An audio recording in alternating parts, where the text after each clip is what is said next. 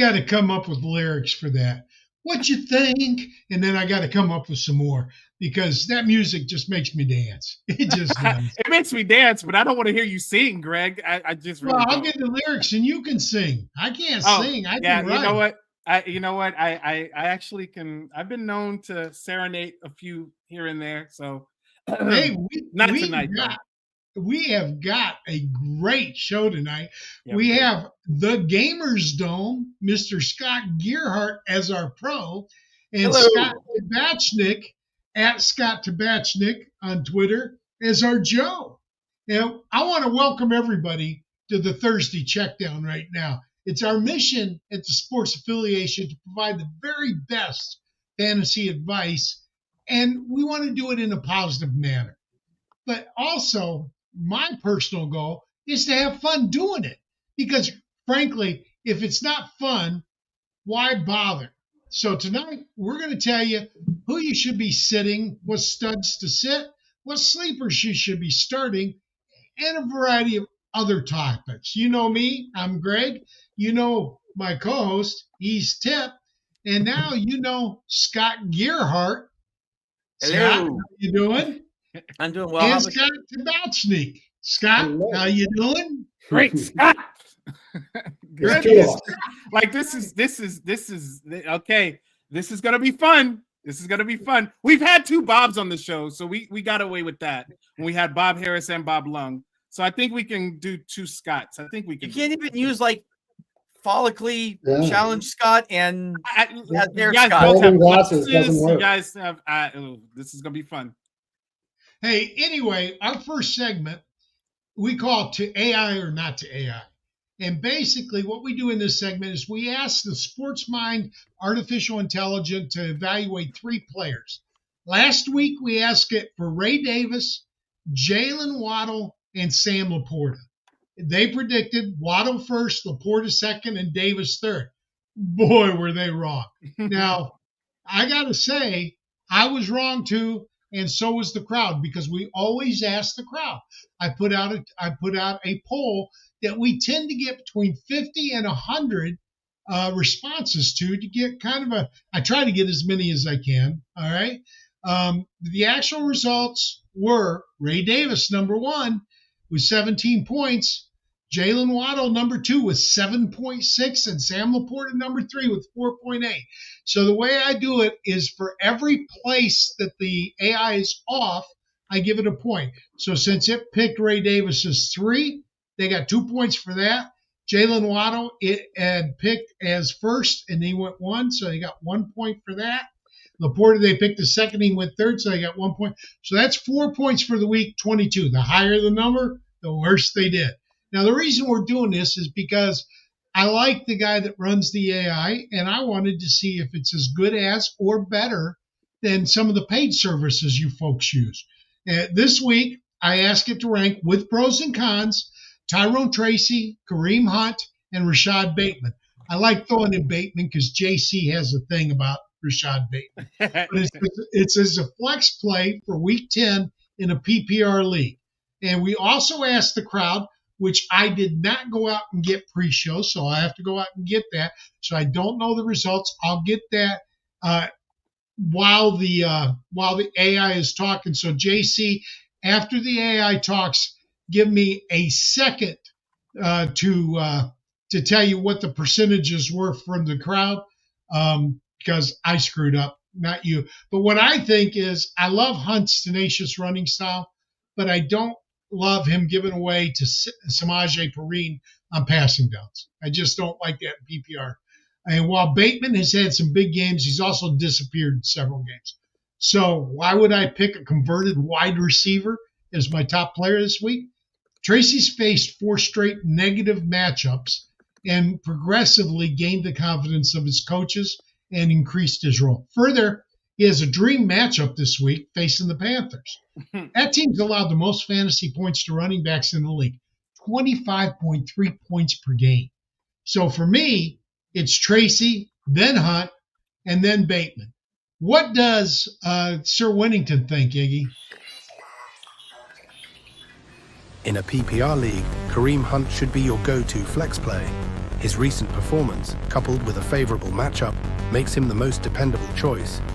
Bateman's matchup challenges and recent inconsistency tilt the decision clear for Hunt.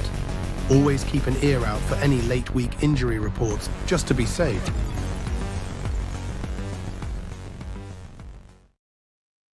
Okay, so the quick response is Tracy was selected by 55%. They agree with me, followed by Hunt with 38%, and Bateman with 7%. And this was with 65 votes. So Okay. let's go. I got.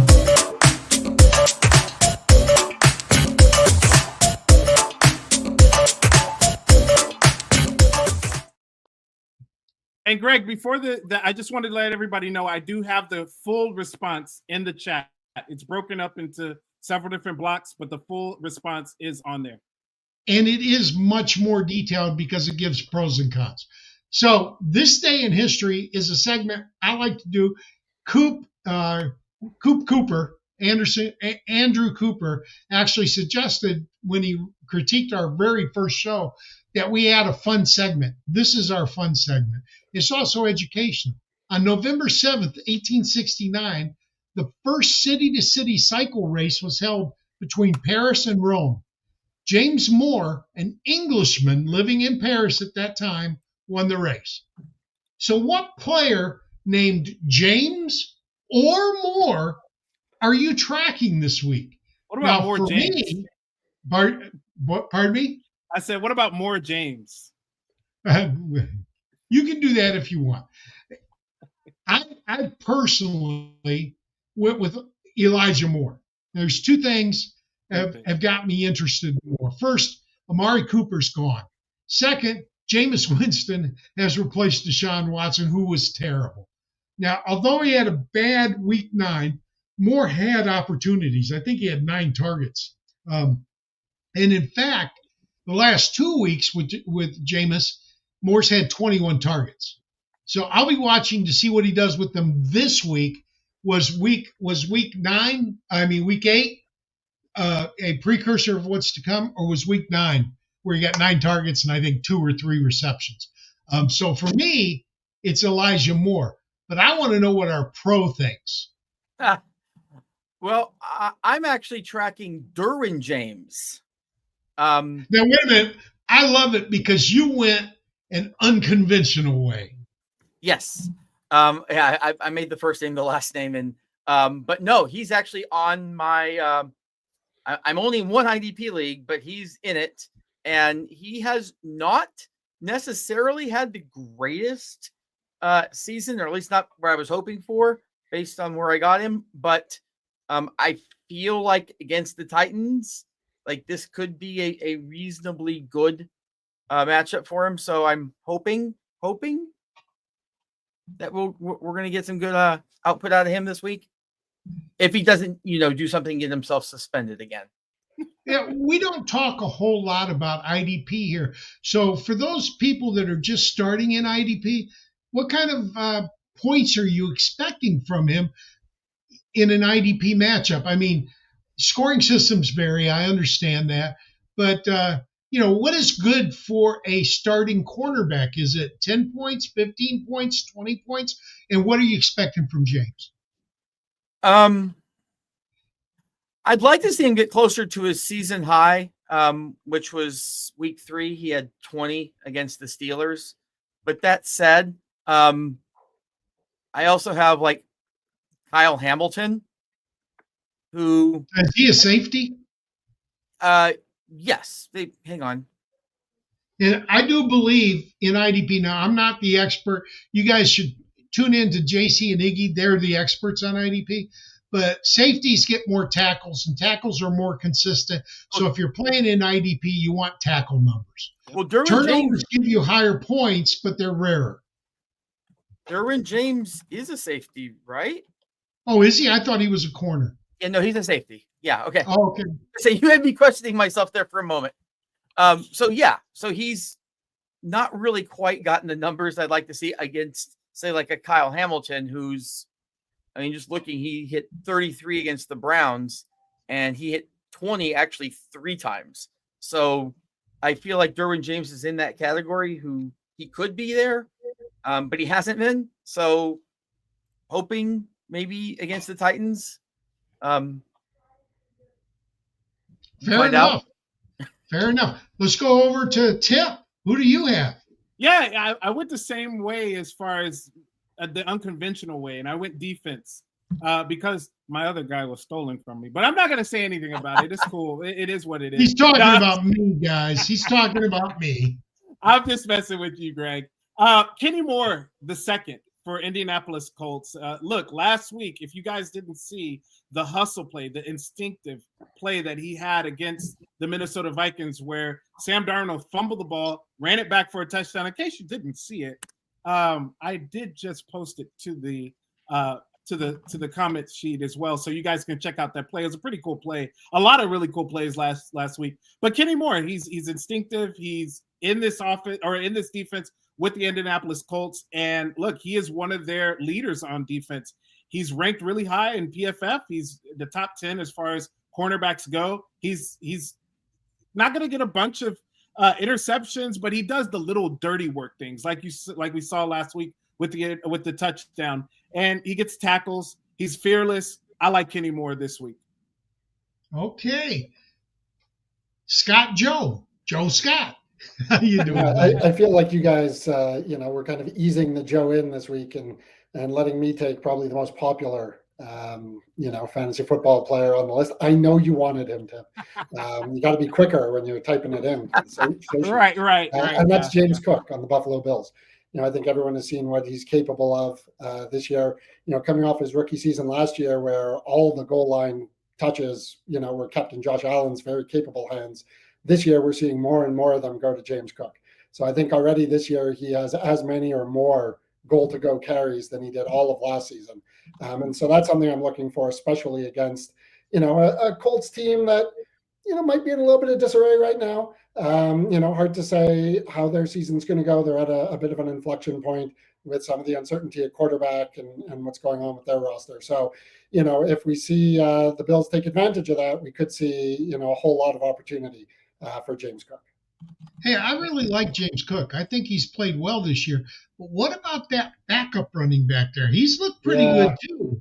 Yeah, Ray Davis. I mean, as the AI tool figured out last week, Ray Davis certainly has some juice. And if it does become a blowout, he could see a whole lot more carries. But Cook is certainly the primary ball handler over there, and I expect him to have a big week. Yeah, and for those that don't know, James Cook does have pretty good bloodlines. His brother's an NFL running back too.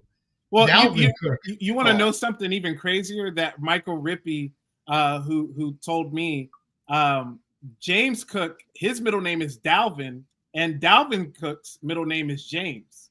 So it's pretty cool. That's a little dynamic thing that they have going on in the family as well. It's pretty cool. And you guys thought having two Scotts on this show was confusing. Yeah, I know, man. You guys are just, that's not right. Scott, we're easily confused. We really are. So we're a little bit early, but we're going to save the minute we have left here for our next segment. So Iggy, what's next?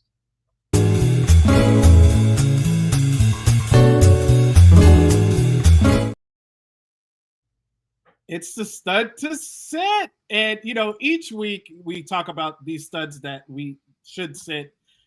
Greg always talks about it. Greg says it the best. There is nobody in the fantasy football realm, nobody out there that is always 100% startable. Maybe Christian McCaffrey last year. He was 100% consistent. Other than that, anybody can be sit at any given time. Last week, we were 2-1-1. And for the year, we're 18-11. That's in 7. We're sitting at a 60%. It's 59.7, but I'm going to round that up to 60. 60% for the year.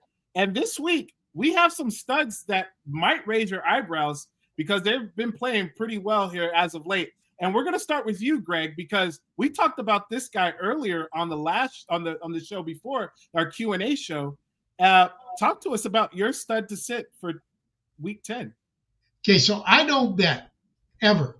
Okay, if I bet, it's a personal thing between two people where it's more an honor bet than anything. Like a Big Mac. He likes to bet Big Macs.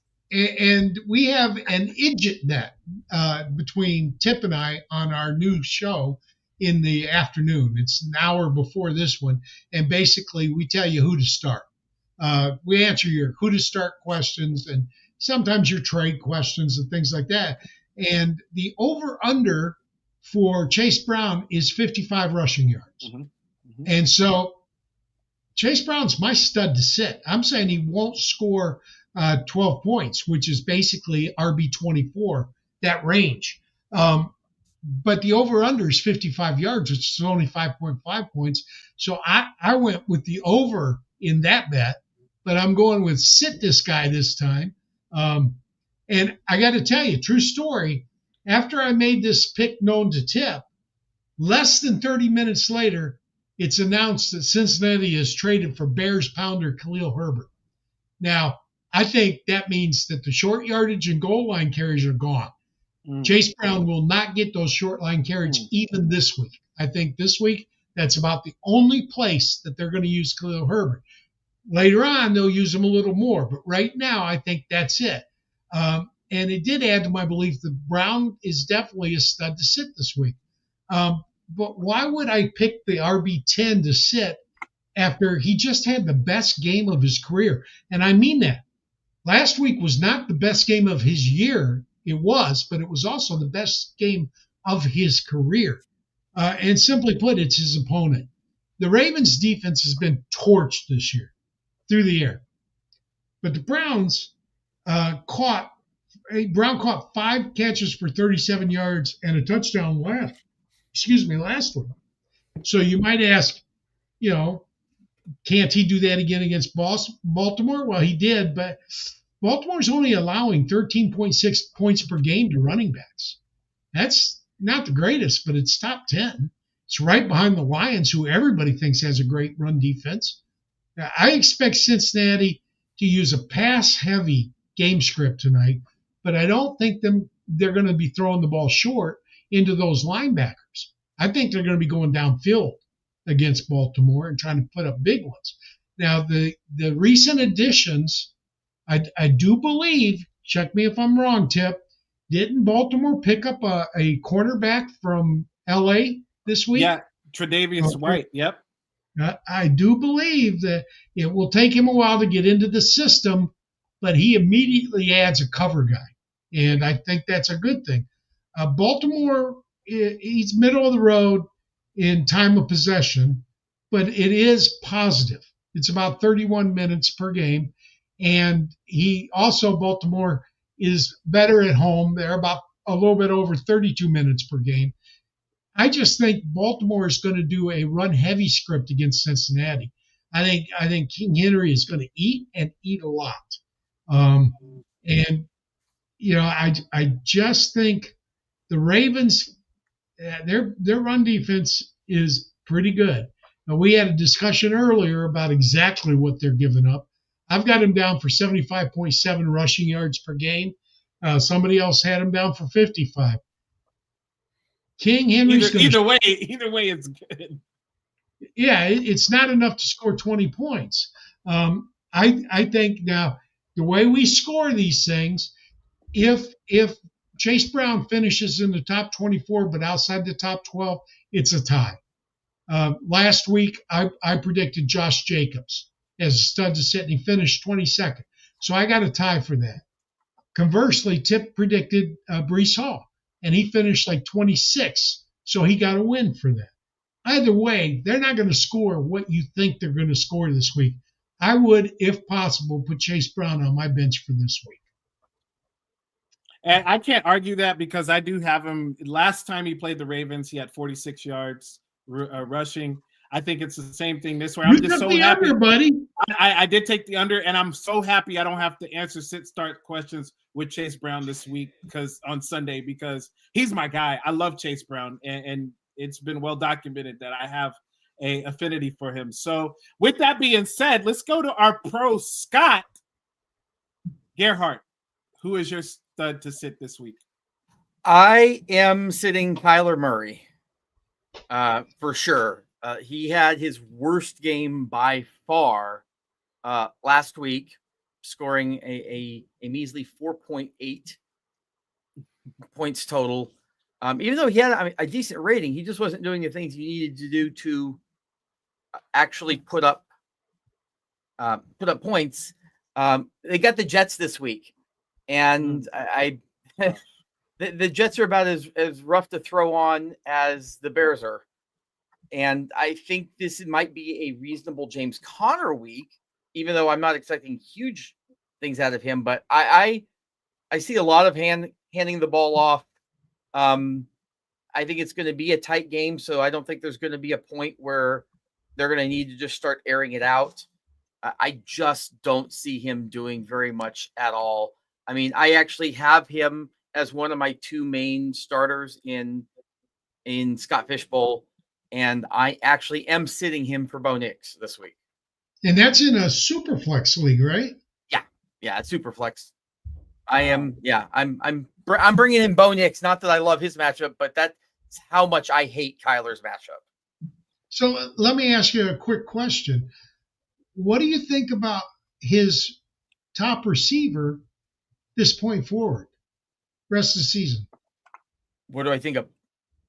You think he's going to, I mean, he's a rookie, so he's going to have up and down games. But do you think that he is viable, or would you, in a redraft, be looking to replace him? In this week or in general? In general, rest of season. Listen, he's still a rookie, and I think he almost had the curse of success early because he had a couple of really good games early, and then he's come way back down to earth. I still like him. I absolutely still would. I don't know if I'd take him as high as he was being taken previously, but I still think he's one of the better wide receivers out there. And the more games he gets underneath him, the better he's going to be moving forward. So I'm not too worried about him at all. I think you're going to see, especially once you get to the sophomore year, he's going to be in that top 5. Yeah, in a dynasty, I understand. But in a redraft, I mean, don't you automatically have to downgrade him because of his college? Sorry, I'm a Michigan guy.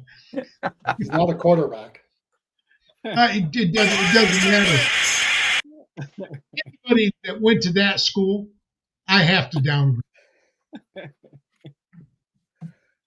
See, Scott, you just set up Greg perfectly for that. And you know, he always has to get a dig in for the Ohio State Buckeyes. And you know, look, I love the call. I think it's a good call. It's a risky one because you always know Kyler has those tendency to make plays with his legs. But this New York Jets defense, especially against QBs, they're rough, man. They're rough. They barely give up touchdowns. So you're going to have to really rely on Kyler Murray's legs a lot this week for those who want to play Kyler Murray. And Kyler's been also under 20 yards rushing 3 of the last 4 games. Yep. And also, just so you remember, Devontae Adams actually had a good game last week. Oh. And the offense is playing better now. You know, I told you 2 weeks ago that the Devontae Adams pickup was going to be a bigger asset to Breece Hall than to the quarterback because it would open up the field for Hall. And if the offense improves, that means the defense is on the field less, which means they're more rested and they're quicker to the ball. I just think you got to look at the whole game. You can't just look at one aspect. Yeah. And I do believe that the Jets offense is improving. Well, this is the thing, Greg. Just to rebut you real quick on that one. It's the thing about Breece Hall is you would think that yes, bringing in a stud wide receiver like Devontae Adams that would help open up the run game. But they don't run the damn ball. Like they run the ball like they are running the ball less than 22 times a game with Breece Hall and Braylon Allen, and it's all because to me it's all because Aaron Rodgers wants to throw the ball, but he's not even throwing the ball a lot. They're not a well balanced offense when it comes to running the ball effectively. Yeah. They're also getting into negative game scripts a lot, and that's. where they're behind. That's Yeah. totally the run. Yeah. So Tip, I would like to propose that we change our idjit bet, and I say 25 or over rush attempts for the Jets this week.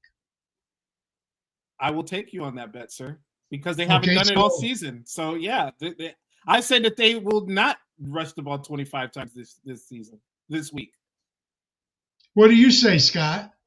Both Scotts. Um, Start with Pro Scott. I'd probably take the under on that one. I think it's going to be close. I don't think Arizona can stop the run. Yeah, and that Aaron I don't Rodgers know. is too bullheaded. He I- wants to throw the ball. I'm not a Jets fan this year. I was it took a very decimated Texans team last week for the Jets to look like, like an NFL team. So their defense, can't say anything. Their defense is top notch, but they just cannot get it. And which is weird because they have all the pieces to get it together on offense, but yet somehow they haven't. I felt like bringing in Devontae Adams That's inexcusable.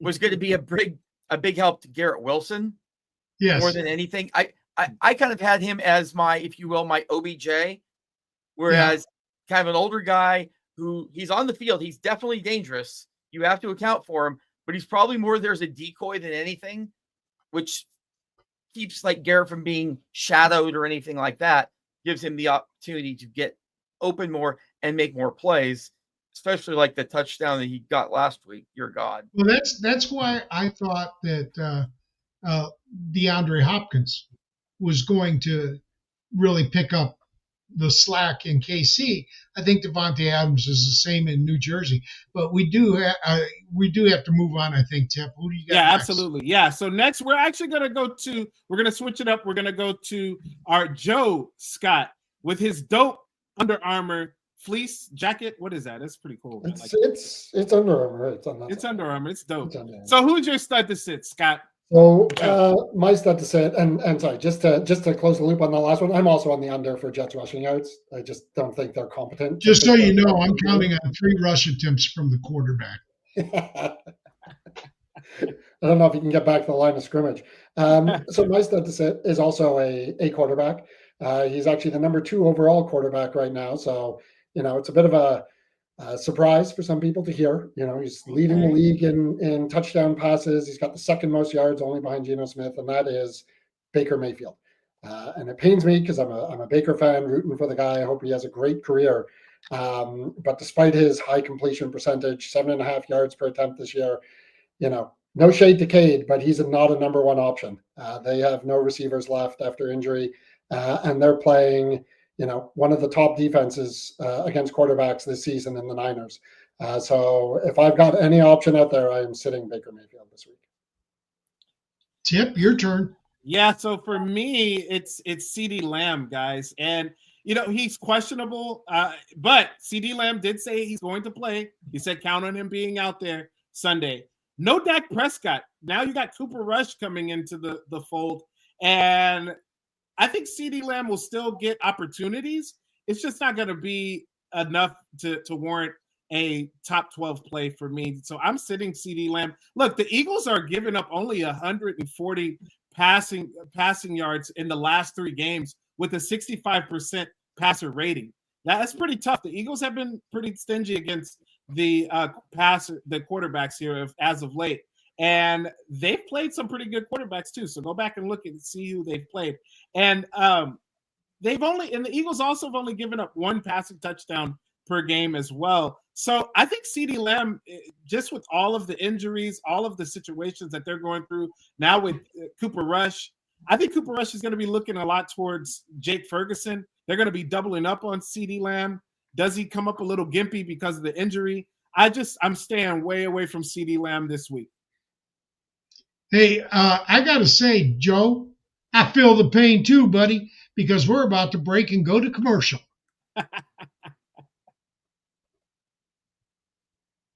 Find your win tuition and elevate your sports betting with Better Takes. Better Takes examines your betting history to uncover hidden areas that cause bankroll leaks. Uncover patterns and biases so you can break the cycle of mistakes, avoid weaknesses, and play into your strengths. Our advanced stats offer unparalleled granularity, helping you immediately spot problem areas that could be affecting your success. Use the Better Takes Edge score to gauge your expertise for each potential bet, providing clarity and confidence in your decisions. Take control of your betting journey. Download Better Takes from the Apple App Store or Google Play today and start understanding your biases for free. Before placing bets, check with Better Takes, a smarter, more informed approach to sports betting. Hey, Tip, you know that if we're going to pick studs to sit, we've also got to pick some sleepers to start. Absolutely. Now, our segment is called Put Me in Coach.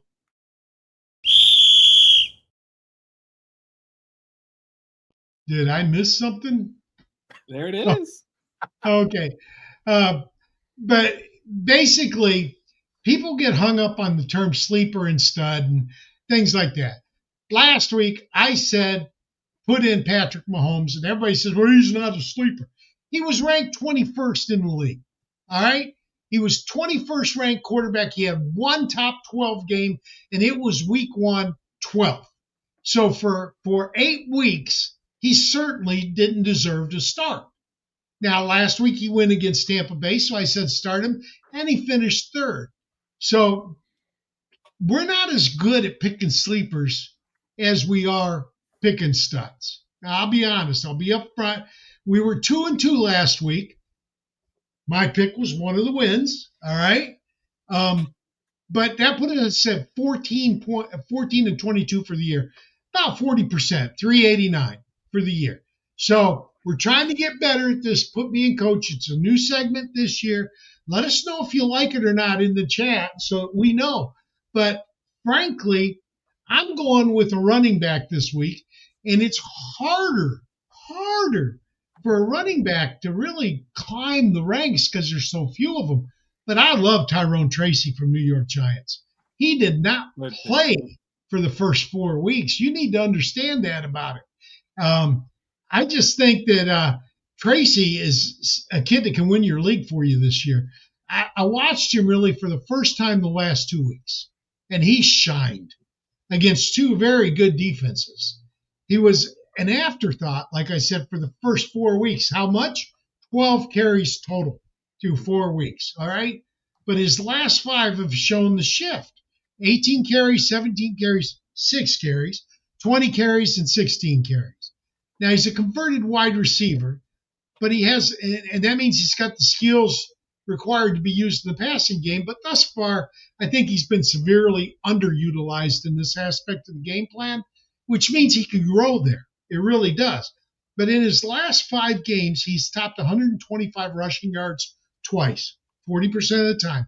He has averaged 5.36 yards per carry for those 5 games, and he's had almost 83 rushing yards per game and 99.6 total yards per game.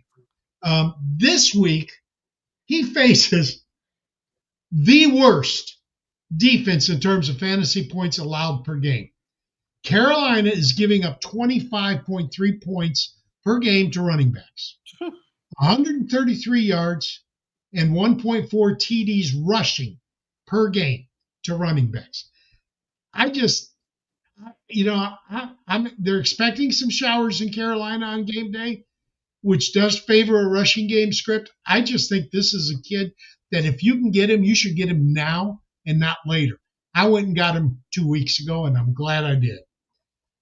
Yeah, Next up, great call. Great call. Thank you. And we can debate it later if somebody wants, but I want to make sure that everybody has a chance to get in their full description. So let's start with our Joe this time. Joe Tabachnik, who you got? Sure. So, you know what? I'm also targeting that game. I believe that game is over in Germany, isn't it? Yeah. I didn't know that. Yeah, Oh, reason to wake up early. Hope that they didn't go to the the beer hall too late at night, the night before the game.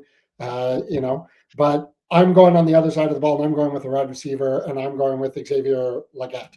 And quite frankly, he's got the stats to back it up. But if nothing more, you're going to get the best quotes out of him after the game. So you can watch just for that and cheer him on for that. But over the last 4 games, he's scored in 3 of them. He has an absolutely ridiculous 50% of all end zone targets for Carolina have gone to Leggett over that period. And maybe Bryce Young is actually a capable quarterback now. And certainly against the Giants, who allow receivers to catch pretty much anything, he'll have the opportunity to shine. So I am looking forward to getting up on Sunday morning and watching, not just to see who ends up maybe with the first pick overall in the draft, but to watch Xavier get in the end zone a couple more times. Scott, I think me and you are probably the only 2 that are going to wake up and watch that game. No, I'll get up and watch it because I had 2 daughters born in Germany. But okay. That said, one thing I've noticed this year with the overseas games is that the quarterbacks really seem to be affected negatively by the travel, by the jet lag. Now, do you know what day they're flying over on, Scott? I don't have the Panthers flight plan in front of me. Okay. I'm going to assume because it's the Panthers. Well, Scott, you should have it. You should have the pilot schedule. The ETA should have all of that. Over on Friday. This is why I'm a Joe and not a pro. On Friday, and I just don't think that's enough time for the jet lag. No, Greg the passing game is so intricate. I really think that hurts the passers in those games. You know what? It can. I think one of the things that we've learned with Carolina is they're never going to do what you expect them to, or what they should do. And so, if it looks like a bad script for the passing attack, then it's probably a good one. I kind of trust them to do the wrong thing every time. So, they'll lean heavily on that.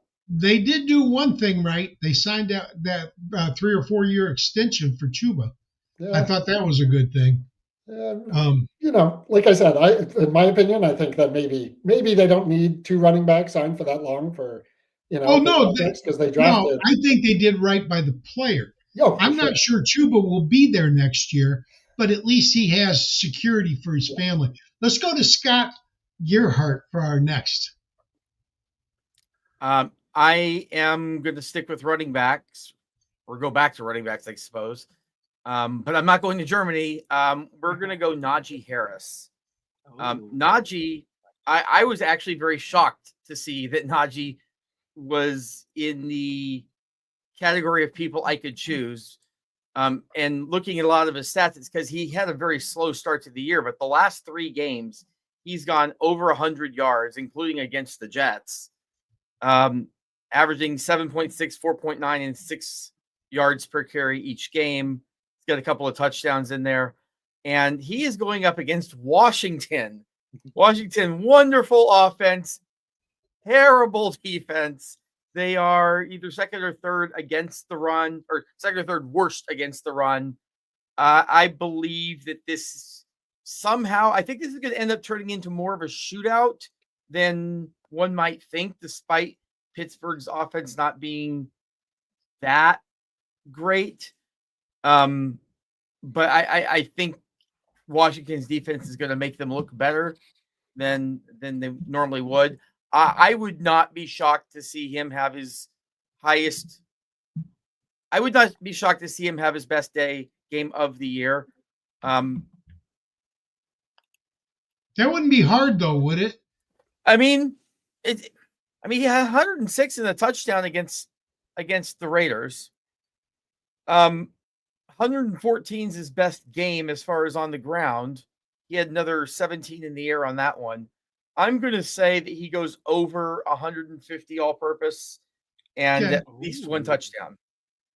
Very nice. I think it'll be mostly on the ground, but that would definitely put him in the top 12. We've got a few extra minutes, so out of the chat, Jerry Bagshaw says his sleeper to start is Jermaine Burton. What do you guys think about that? Let's start with Scott Tabachnik, then go to Scott Gearhart, and then to Tip. Well, wait, Greg, can I give my player real quick? No, I'm going to finish up with you. Oh, okay, cool. Okay. I mean, I could make the easy joke that it's really rolling the dice, or it is pulling hoping to hit the jackpot on the slot machine or insert casino joke here. Listen, I drafted him in a dynasty league. I would love to see nothing more than for him to become, a viable option, but I'm not sure he's done a whole lot to endear himself to the coaching staff there to ensure he gets the playing time. But he's certainly got the talent. The question is, can he stay on the field? Well, he's got the opportunity with Higgins out too. Yeah, but Higgins was out last week, and he managed to get himself benched. Josevas could end up seeing the end zone again. Gesicki has certainly taken over a lot of that role, and I think that if you're going to bank on someone after Jamar Chase on the Bengals receiving core, then it's probably Gesicki until Higgins is back. All right, what do you think, Scott? I honestly couldn't have said it much better myself. I think Josevas and Gesicki are going to pick up the slack there pretty well.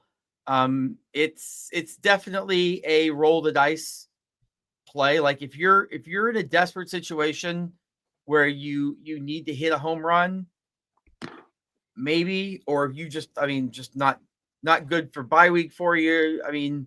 I could see playing him. I'm not. But of course, now that we've said that, he's going to go for like 90 and 2 tutties. So yeah, exactly. Well, see, my thing about Gesicki is I love the kid, but I know they also love Eric Hall, and I also know it's really hard for a tight end not named Kelsey or Andrews to get back-to-back multi-touchdown games. But Greg, we talked about it earlier. All is dealing with the injury. We did, so I'm going to go to you. Do you like Burton or do you like Yoshi? I like Yoshi. Yoshi, I've been talking about Yoshi since the season started, before the season started, because I thought that T. Higgins, this was all before the contract stuff happened. I thought T. Higgins was on the go, and I figured Josevas would be that guy that they could fit in. I knew about Jermaine Burton. I know the talent that he has, but it's the issues in between the ears that he's having. Didn't you say that he showed up? He showed up. Yeah. In pajamas or something? Yeah, he showed up to the arena or the stadium in pajamas. Who cares about that part of it? But then he goes and sits in Joe Burrow's seat where Joe Burrow usually sits. Joe Burrow tells him to get out of my seat. And then later on that day, because he didn't play, later on that day, Zach Taylor, had said that they were addressed it after the game. Later on that day, though, we find out that he was at a casino, supposedly, hanging out there. Like the kid, like you got to get your mind right, man. Like, and this is what I was talking about on the last show. The Cincinnati Bengals are at a crossroads. This game, they've been at a crossroads for the last couple of weeks. This is another crossroad game for them. Unfortunately, it's a divisional opponent. Unfortunately, it's a really good divisional opponent in the Ravens. But this is a crossroad, and you've got to have all hands on deck, especially with T. Higgins out there. Look, Jerry's my guy. Jerry and I co-manage a team together. And look, if Jerry came to me and said he wanted to get Burton, I would be like, "Oh, Jerry, come on!" I would rather get somebody else. I would rather get somebody else on the team. It's a good call, especially if you're the DFS lineup. You just want to throw a dart somewhere. That's a good call because he's probably really cheap. But as a redraft or in my dynasty leagues, I just don't know if I can trust him right now. So, by the way, one thing to add real fast, talking about Eric All, he's on IR. Yeah. Okay, I didn't realize. Yeah. Well, that helps Gesicki repeat then. Yes. So, Tip, your turn, buddy. Yeah, for me, it's Davante Adams, and I was a little worried about. Especially after that first game, I was definitely worried about how it would turn out with them. They just didn't look like they were on the same page. Last week, finally, they looked like they were on the same page. Now, they did play a Houston Texans team, a team that gives up 3 touchdowns to their opponents at their opponent's home stadium. So when their Texans are not at home, they're not good. Their defense is struggling. So that right there in of itself, Davante Adams did have a really good week last week. The Cardinals are tough. They're a tough defense, especially against the pass here as of late. But they are giving up points to the slot receivers. Davante Adams is one of those players he can play. You can line him up anywhere. He is just a dream as far as a wide receiver goes. But if you do go ahead and line him up in the slot, the Cardinals are giving up 14 points a game to the slot receiver. And I feel like this could be a week that Devontae Adams plucks those Cardinals feathers. Isn't Malachi the slot receiver normally? For the Cardinals? Jets. Oh, for the Jets, yeah, it's either Malachi Corley. Yeah, he has gone out there and played slot. But did you see what he did last week? Yeah, bonehead play, right? Yeah, sometimes the coaches have to address that, and I'm pretty sure they did.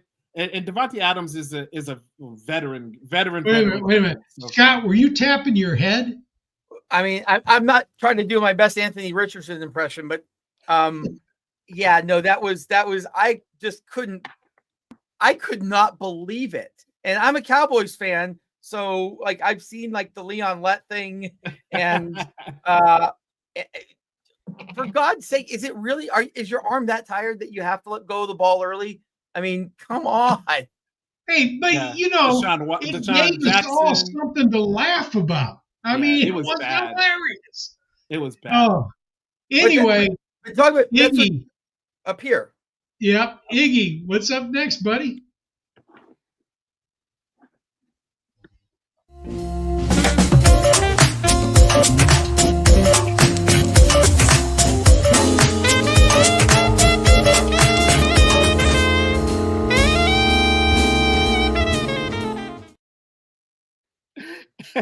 I love the saxophone at the end, man. It just sounds so drowned out and so bad. But anyway, this is our mailbag section of the show, guys. And I'm going to put in the chat our TC bookings at Yahoo. You guys can go to that website or go to that email address and send in your questions. But also, if you don't feel comfortable doing an email, you can always DM Greg, myself, the sports affiliation, and we'll make sure to get those questions answered for you, just like we're about to answer some of these questions. And the first question that we have is from, I just lost it. Eric. It's from Eric. And Eric wants to know, there it is. Eric wants to know, this is for everybody. So he wants to know, I feel dumb asking this, but I sit Jaden Daniels for Sam Darnold? I feel like committing to my quarterback, but he's playing Pittsburgh and Darnold is playing the Jaguars. So what do you guys think on that? We'll start with you, Scott G. You know what? I'm looking at my rankings. I've got Jaden Daniels as my QB7 on the week. I've got Sam Darnold as my QB6. So by that logic, yes, I would, but I think it's very, very close. I agree it's completely matchup based in this one. I wouldn't be shocked if Jaden Daniels did better than Sam Darnold or vice versa. But I mean, if you're asking me which of those two I would put in Sam Darnold. You know, I like it. And just like your rankings, my rankings are pretty close. I do have Jaden Daniels. I think I have him at 6 right now and Sam Darnold at 8. So I just because of the rushing upside, but you got to understand, you got to believe that Mike Tomlin and that defense is just, they are just waiting, licking their chops. They can't wait to play a rookie quarterback with this defense and confuse the mess out of him. So it's going to be a long, drawn-out day for Jaden Daniels. I would be shocked if he, returns on this value, but you got to understand the rushing. The rushing is so big in fantasy football, and that's one of the reasons why I have him high as of right now. They could change. So I think that you still go with Darnold just slightly because, yeah, Darnold can run the ball a little bit too. He's shown he has some legs, but he's not going to do it in the same capacity as Jaden Daniels. But look, Darnold has his receivers back, his receivers, and he's got his tight end back in TJ Hawkinson. We got to talk about TJ Hawkinson. I was listening to a couple of shows ago on Football Guys with Dr. Vig, and I agreed with him. He wasn't certain how confident TJ Hawkinson would be in his knee when he came back, and I agreed. And look, last week, TJ Hawkinson was on the field quite a bit, caught a few passes, looked like TJ Hawkinson, looked like what he does, catches those balls, within 8 to 10 yards of the line of scrimmage. That's what TJ Hawkinson done. He's a PPR dream. So I think we still go with Sam Darnold. Greg, what do you think? I got in a flame war on a Facebook fantasy football group about Oh this. boy. I had people tell me, you always start Jaden Daniels. I say anybody who tells you to always start a player, quit listening to them because they don't know what the hell they're talking about. If you always started Jaden Daniels over Sam Darnold this year, in 2 games you'd have been wrong, and in 6 games you'd have been right. Usually, start would be a good answer. But this week, you look at the matchups. Pittsburgh's tough against quarterbacks. And is Darnold playing Jacksonville? Jacksonville Jaguars. Yeah, they're not. I mean, they're really not. This is, like Scott said, purely a matchup call. I would go with Darnold, and I don't think I'd have them one apart. I think I'd have Daniels a lot lower than what you've got him, Scott. That Pittsburgh defense is no joke. Yeah, but Jaden Daniels, he's just, I mean, again, Cowboy fan here, and not looking forward to the 2 times we're going to have to play him. I was a doubter coming into the season. I doubt no more. That dude is he's special. talented. He is talented. Don't get me wrong, but I don't think you see Scary Terry running wide open deep against the Pittsburgh Steelers. I think he could use his legs. I agree with you. I wouldn't think Terry McLaurin's going to go crazy. He could use his legs and be gone after 3 plays. Because they do hit the quarterback in Pittsburgh. Scott G is just I can see it. Scott, talk to us. What do you think about this? About Scott G. No, it's Scott T. So I'll assume that's me, but yes, I was waiting I knew I was going to mess it up. I knew I was going to mess that up. Scott T. I think this is the week that Jaden Daniels looks like a rookie. We've been kind of waiting for it all season long. And I think this is the week where everyone, a bit of air gets let out of that balloon. Love the guy. He's got, hopefully a very long career ahead of him. He's doing some amazing things. Just giving Washington fans hope is, that in itself is a bit of a miracle that he's able to pull that off. But I think this is the week he comes back down to earth a little bit. And we see that he's still got room to grow and room to learn. And I would, agree with Greg. I think I've got Darnold, significantly higher than Daniels this week, because how often do you get to play the Jaguars? They are not just bad against other quarterbacks from a fantasy perspective. They are the worst team in the NFL in terms of giving up points to quarterbacks. You've got to take advantage of that with an offense as diverse and powerful as the Vikings. So I'm going Darnold all day in that case. And that's no knock on Jaden Daniels. He's incredible. He's going to be amazing for many, many, many years to come, and we're going to cheer him on. But this ain't the week. All right, Scott T is cooking, and we're going to let Scott T answer the next question from John Lima. John asked, TJ Hawkinson or Taysom Hill? Oh, this is a good one. That's tricky. Listen, I like Hawkinson. With Taysom Hill, look, gadget player, he's going to do a little bit of everything. He's probably going to get a touchdown amongst the 5 touches that he gets. But if he doesn't get that touchdown, then the floor is a lot lower in my mind. Hawkinson looked good. He looked comfortable last week. We know the role that he has in that offense. Going against just a porous Jags defense. Now that we know that Hawkinson is healthy, he's got the confidence in that knee. I think that he gets used a lot this week, and we'll see him in the end zone this week. Yeah, I like the call with TJ Hawkinson, because usually when a player comes back from a knee injury, one thing I always look at the day after. Is his knee swelling up? And this happened to J.K. Dobbins a couple years ago, where he came back from a knee injury, and I think a week or that same week after the game, he had a significant swelling, and they had to go back and do more surgery. I haven't heard anything from him, TJ Hawkinson. It looks like he although last week he was on a snap count, he's 45%. He got three catches, 27 yards. I think this week is another week where he can build upon what he did last week. So I like to call with TJ Hawkinson. I love Taysom Hill, but the thing about Taysom Hill is, just like you said, Scott T, he is very boom or bust. So good call on that. Let's go to our next question. And this one is actually going to be for myself. Ryan needs to know Jaden Reed or Josh Downs. Now, I need to call technical foul on this one, buddy. Why, Greg? Why is there a technical foul? This isn't This, basketball.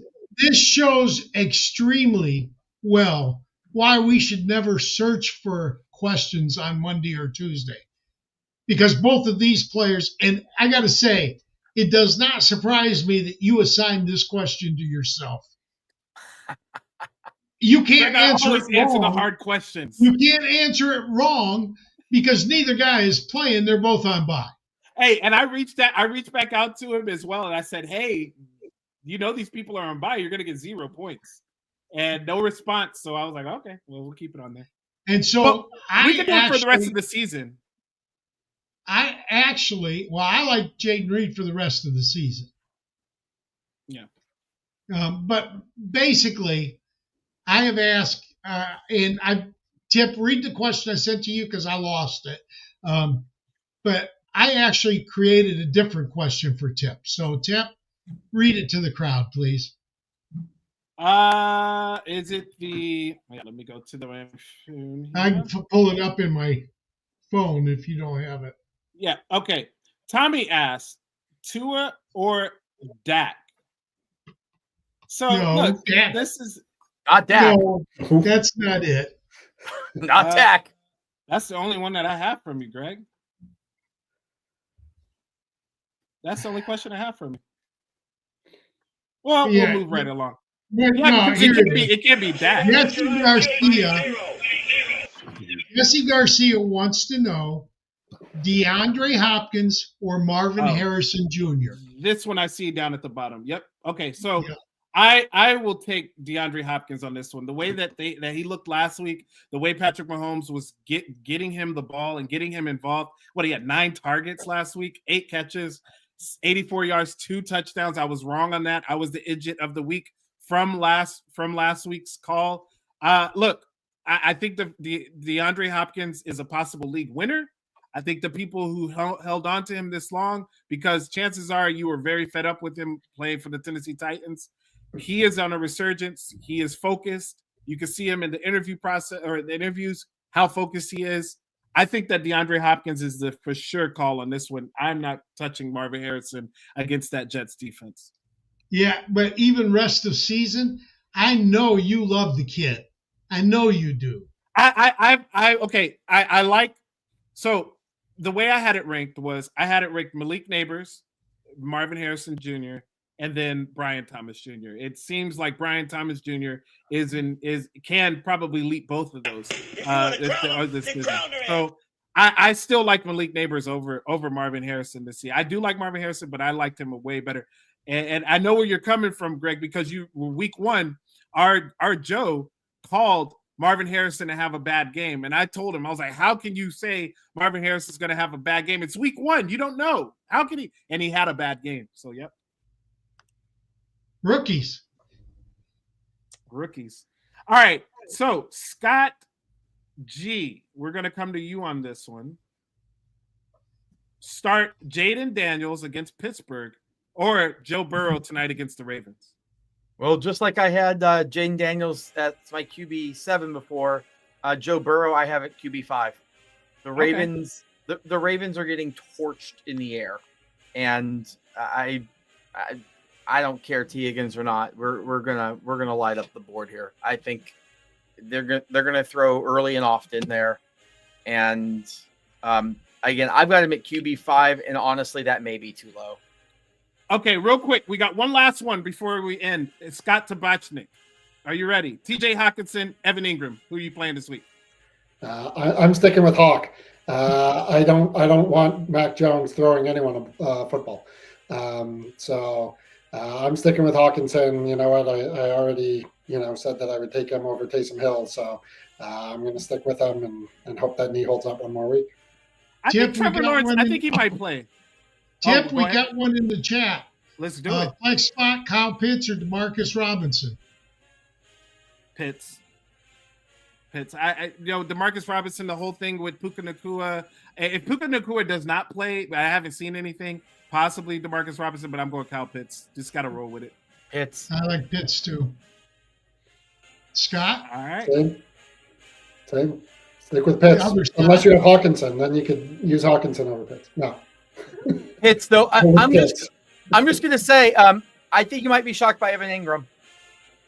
I agree. I like Ingram this I've week. got him. as well. I've got him at TE4 this week, and don't get me wrong. I love Taysom Hill. I love Hawkinson, but I think this might be a good Evan Ingram. He might be the only player that it's a good week for on that team. But I think Taysom Hill's too up and down for me. And JC, who is Gesexy? Gesicki is, you know what he's talking about. Oh, I love it. I love it. All right, Iggy, take us home. No. Who do we got next week? Oh, we have a show next week. We got Dennis, the meteorologist, Dennis Wilson. Dennis, Yeah. D Mike Media. Oh man, I can't wait for this one. And Mason Lindbergh, 11-year fantasy enthusiast, FF Fantasy Canuck. 11-year-old. 11-year-old. Oh, is this the kid that we met at the expo? I believe so, yeah. Oh, this is gonna be fun. Okay, cool. Yeah, tune in, guys. This kid is good. Yeah, he's got a lot of good knowledge in fantasy football. Scott, thank you. Before we go, Scott Gearhart, tell everybody where they can find your work. Fantasy Football Monsters. If you just go to fantasyfootballmonsters.com, you will find our show. Normally, there's a show out already, but we're a little behind this week, so I'll be working on that during Thursday Night Football. Okay. I got my profile put up by Dr. Kevin Murray today. It's in Twitter. You can find it there. But also tonight, JC, post a link in the chat. I do believe JC's going to have a watch party tonight for the game. Tune in. Enjoy it. I can't because I'll be with my wife, but hey, enjoy it. Take us home, guys. Thank you, everyone.